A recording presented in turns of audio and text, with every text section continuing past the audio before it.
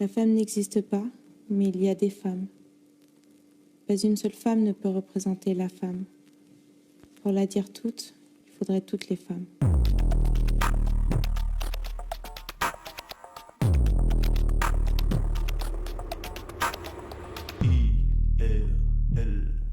Ah, c'est du putain de jingle. All I need is 5 minutes if you can see the side. All I need is Salut l'ISEC, c'est Mamoun pour IRL. Donc aujourd'hui on est réunis pour la dernière émission de l'année. C'est un peu triste mais bon, on reviendra en force l'année prochaine on espère. Donc aujourd'hui on est en compagnie de Lucie Tesson. Hello. Et de Samuel Nog. Salut. Donc aujourd'hui c'est une émission un peu spéciale, IRL Culture, c'est tout nouveau. On va vous expliquer à peu près c'est quoi. C'est à chaque fois on va choisir une thématique, donc un thème, et on va trouver différentes œuvres artistiques qui en parlent et donc développer tout au long d'une discussion une réflexion concernant cette thématique. Donc aujourd'hui, le thème qu'on a choisi, c'est les femmes.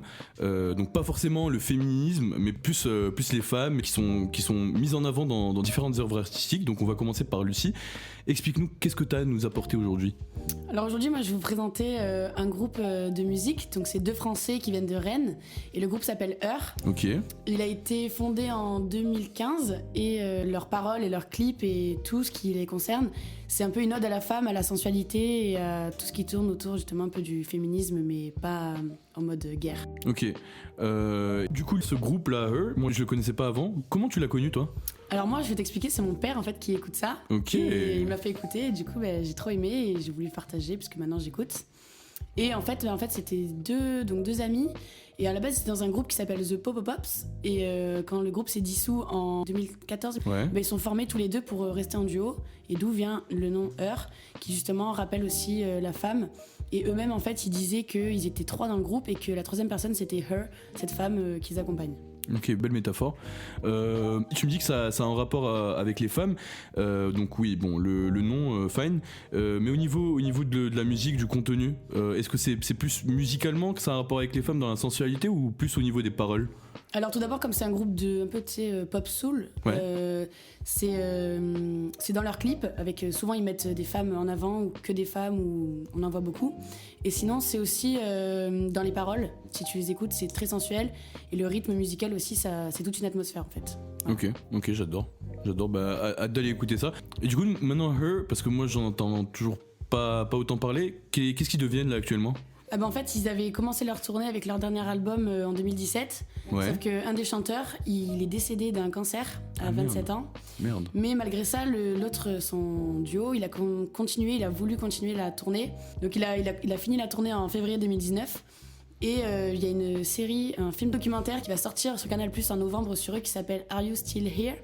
Et en fait, justement, ils ont été filmés pendant le début de la tournée, donc quand ils étaient encore 2. Puis aussi quand il y a eu le décès de son ami, et jusqu'à la fin de la tournée. Et en fait, ça retrace un peu leur histoire, l'intérieur des coulisses, leurs concerts et tout ça, et on voit un peu plus leur vie. Et donc c'est un reportage qui est assez émouvant, et je pense que ça va être très bien. Et du coup, donc tu m'as dit que le mec est mort, enfin donc un des 2 mecs est mort. Ouais. Maintenant, est-ce qu'il continue toujours les concerts et tout ? Du coup, il a fini la tournée tout seul avec entre guillemets un ami qui le remplaçait, mais bon, c'était principalement tout seul. Ouais. Donc la tournée s'est finie en février et très récemment, il s'est produit à Rennes, donc leur ville d'origine, pour faire un dernier concert surprise en hommage à son ami disparu. Ok, super. Bah écoute, merci beaucoup Lucie pour nous avoir présenté ce groupe de musique. Donc on vous invite fort à aller les écouter. On va passer tout de suite à une autre œuvre. Sam, qu'est-ce que tu nous as préparé aujourd'hui ? Bah écoute Mamoun, aujourd'hui je vais vous parler d'un livre aux forts engagements, un livre qui ne vous laissera pas insensible. Je vous parle de La Servante écarlate. C'est un livre de science-fiction dystopique publié en 1985 et très récemment adapté sous le nom anglais de Handmaid's Tale, sous la forme d'une série. Ok, super. Donc ce livre, il a été publié en 1985 d'après ce que j'ai compris. Dis-moi à peu près de quoi il parle. Écoute, suite à un incident d'ampleur importante dont je vous révélerai pas la teneur, le taux de natalité est au plus bas et de par ce fait, la société fonctionne en caste. Et l'essentiel de cette humanité est condensé et compressé dans ce qu'on appelle un district, plus une forme de quartier ultra supervisé par une hiérarchie. Du coup, vis-à-vis de ça, vis-à-vis de la natalité qui est au plus bas, La société fonctionne en caste. Ok. Et du coup, vu que la société fonctionne en caste, quels sont les avantages des castes hautes et les désavantages du coup des castes basses? Bah du coup, Mamoun, tu vas retrouver les hommes, pour beaucoup des leaders d'opinion et d'action qui vont diriger d'une main de fer le district, tout en haut de cette pyramide. Ensuite, tu vas retrouver les épouses qui assistent les hommes dans leurs fonctions du quotidien. Par la suite, tu vas pouvoir retrouver les yeux qui surveillent tout le monde sans se faire remarquer. On peut clairement faire un parallèle avec ce qui se passe actuellement en Chine, avec le système de notation des citoyens. Qui va être mis en place 2020, c'est ça? Très prochainement, exactement. Pour ce qui est des femmes qu'on va retrouver forcément dans cette œuvre plus bas dans la pyramide, on va retrouver les Martha, qui sont relayées au rôle de domestiques, étant donné qu'elles ne sont pas fertiles. Et pour finir, les servantes écarlates, d'où le titre éponyme, qui sont offerts à chaque foyer d'haute importance, les foyers de gouverneurs, les foyers de personnes de haute fonction, en tant que mère porteuse, puisque ce sont censées être les personnes les plus fertiles. Ok, donc ces femmes, et est-ce que c'est malgré elles qu'on les... Elles ont aucun choix, ces femmes, vis-à-vis de leur statut social et vis-à-vis de leurs actions. Elles sont condamnées dans l'œuvre à exécuter ce pourquoi elles sont faites ou elles sont capables de faire suivant leur fertilité ou non. Putain, c'est compliqué, mais du coup au fur et à mesure de la trame de l'histoire, est-ce qu'il y en a qui se révoltent ou quelque chose comme ça, ou comment ça se passe? Bah justement, Mamoun, dans cette histoire, c'est pas une histoire généraliste. On va se retrouver dans la peau de Fred. De Fred, qui est son nom qu'on lui a donné suite aux incidents précédemment apparus. On va la suivre de très près dans ce qui ressemble à un semblant d'intimité, puisqu'elle s'en trouve dépourvue dès le début de l'histoire. De Fred n'a plus d'identité, elle n'a plus le droit à rien, si ce n'est que pour survivre de tomber enceinte et d'offrir un enfant au foyer auquel on l'a assigné. Et on va la suivre dès le début, et on peut considérer cette œuvre, La Servante écarlate, comme un manifeste, un manifeste de pour la Fred, femme. exactement. Ouais.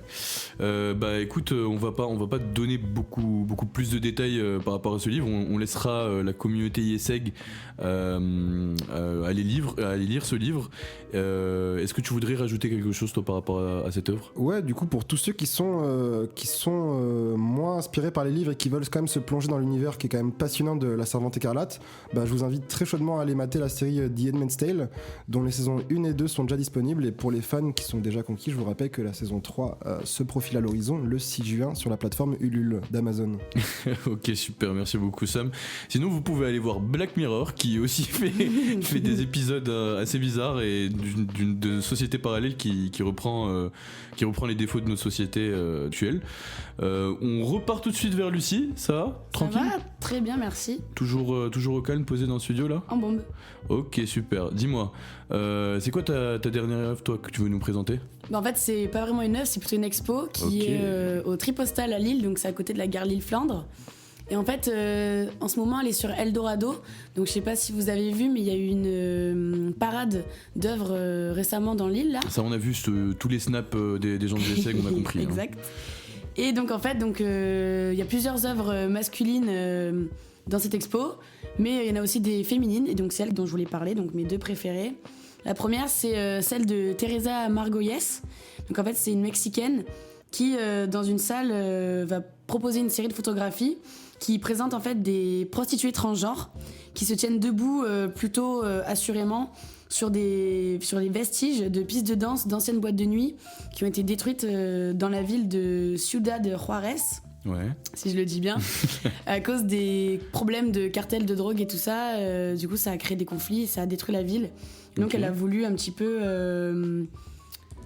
faire une ode aux femmes et à la ville en contrastant justement entre les vestiges et les prostituées, les cartels, tout ça. Okay. Mais ce qu'il faut savoir aussi, c'est que ça a été fait justement en 2016 et que depuis, il y a déjà plusieurs femmes qui sont sur ces photos qui ont été tuées suite à la diffusion de ces photos. Voilà. Malheureusement. C'est la première chose que je voulais présenter. Et du coup, la deuxième œuvre? Et la deuxième œuvre, en fait, c'est de Yayoi Kusama. Okay. Yayoi Kusama, si je le dis bien. De quelle nationalité, lui? C'est une japonaise. Ah, c'est une... Ok, excusez-moi. C'est une japonaise.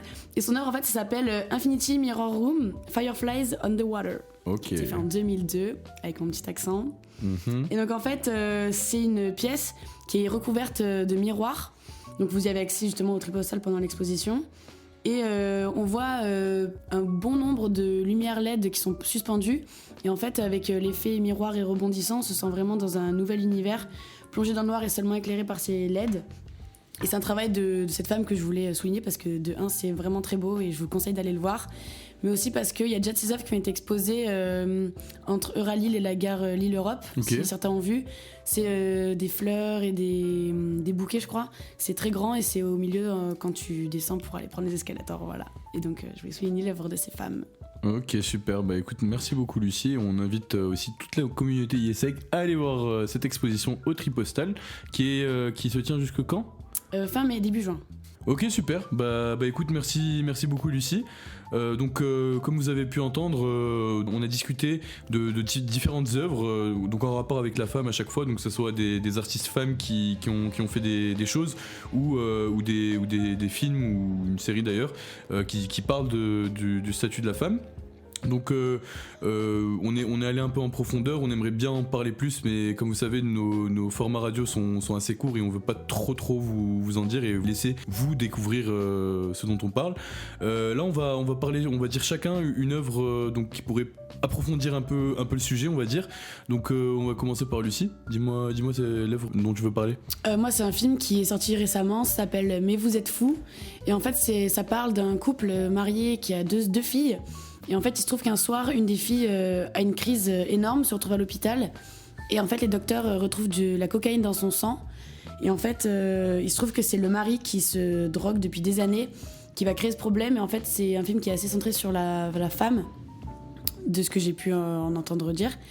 Puisque la femme du couple, elle va devoir faire face à de nombreux problèmes, comme la perte de la garde des enfants, le mari qui risque la prison, tout qui se retourne contre elle et qui se sent seule. Et qui ne sait pas, et qui va devoir savoir comment faire réagir si elle doit divorcer, comment récupérer ses enfants, et c'est tout un problème autour de ça, et je trouve ça aussi très intéressant. Ok, et du coup, comment il s'appelle déjà le... Mais vous êtes fous. Ok, super. Donc moi personnellement, ce sera plus pas une œuvre artistique, mais une artiste qui est Peggy Gou, qui est déjà venue d'ailleurs en concert à Lille. Donc c'est une DJ incroyable, elle fait des sons vraiment géniaux. Elle a sorti tout un album en 2018 produit par Mixmag, qui est vraiment énorme dans tout ce qui est son électronique. C'est vraiment une artiste géniale, elle développe énormément son image via Instagram, donc je vous dis, il faut vraiment aller la suivre et essayer d'aller écouter ses mix sur YouTube, vous serez vraiment surpris. C'est une DJ exceptionnelle. Vas-y, et toi Sam, du coup ton artiste ou ton œuvre? Du coup Mahmoud, moi je voulais te parler d'un recueil de textes féminin de 15 femmes poètes qui a été publié chez Gallimard. Ça s'appelle Quelqu'un plus tard se souviendra de nous.